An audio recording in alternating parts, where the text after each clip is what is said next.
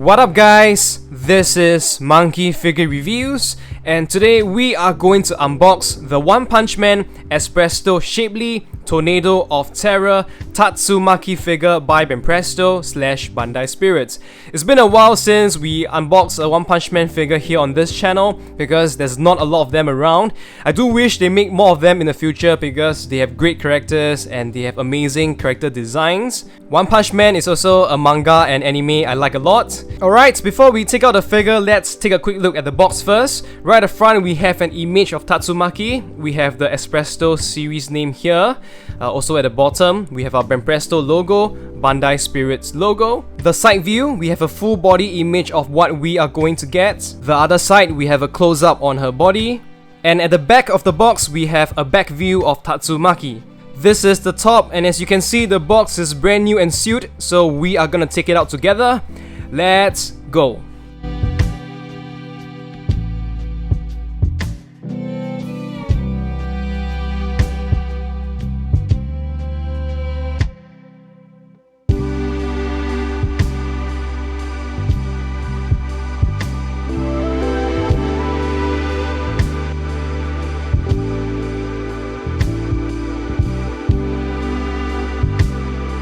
I have taken out the parts of the figure and it's very simple. We just have two pieces. We have the base and Tatsumaki herself. This is how the figure looks like when put together. First impressions, I gotta say, decent size. I wasn't sure what to expect because this is my first time buying this series.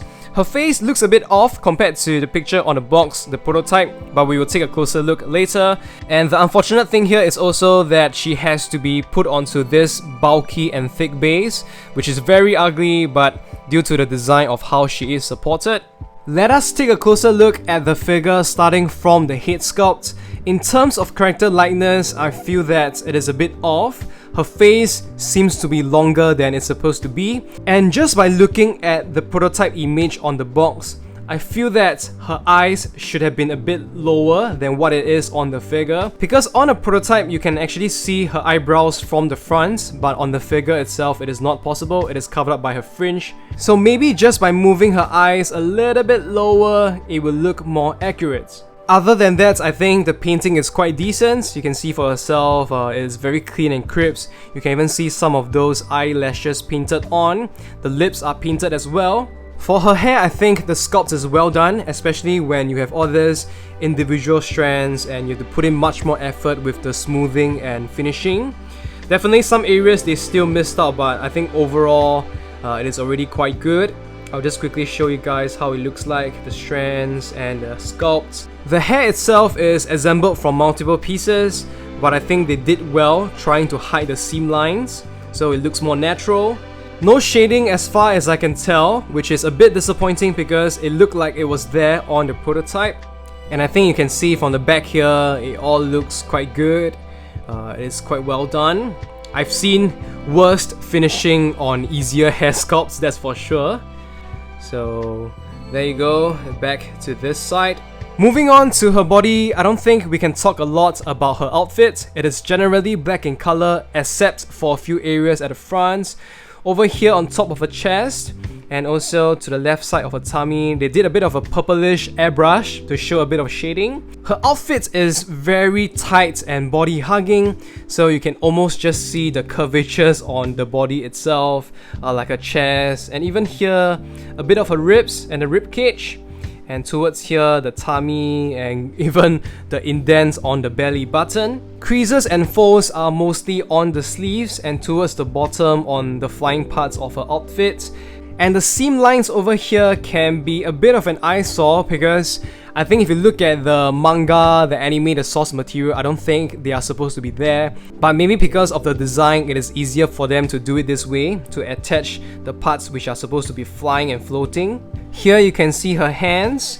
It is decently sculpted, but not much details. I don't think the fingernails are painted or sculpted on. Same for this side over here. Towards the back, we have more creases over here and over here.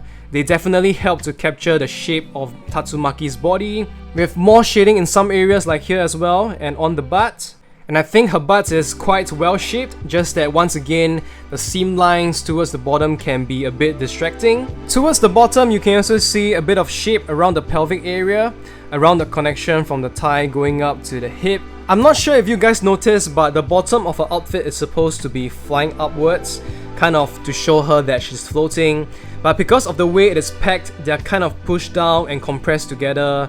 And I'm not 100% confident if it is possible to fix this. Maybe have to use heat to bend it, or use a clip or clothes peg to just kind of put it together for some time to see if it is able to be bent and move upwards again. I think this is how it is supposed to look like. Definitely will look much more accurate to how she is in the manga and anime. Details on the legs are quite good as well. Some marks here and there. I will see if I can rub them off later. And towards here you have her heels, black in color. Nothing really special.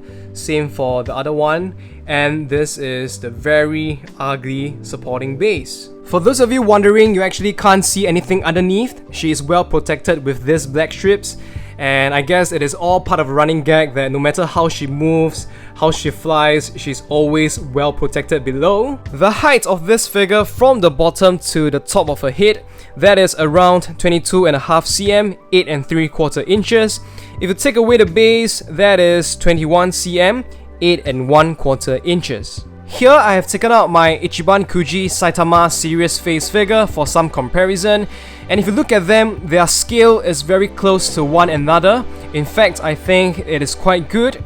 Of course, Tatsumaki is supposed to be a smaller and shorter character, and here I guess she's supposed to be floating.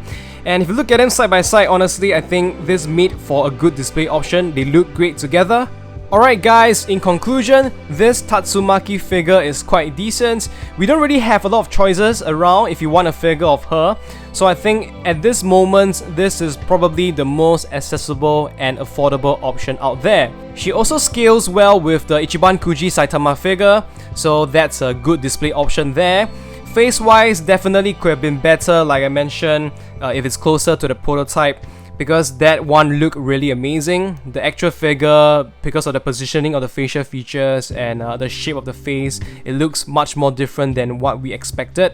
But for now, I think it is still acceptable until we get a better Tatsumaki figure down the line. Alright, as usual, let me know what you guys think in the comments section below of this figure. If you like my video, don't forget to give it a thumbs up, share them with your friends, and if you're new here, you like what I'm doing, don't forget to subscribe and also hit the bell notification button so you don't miss out on new videos like this. Thank you guys so much for spending your time with me. I will see you very soon. Goodbye.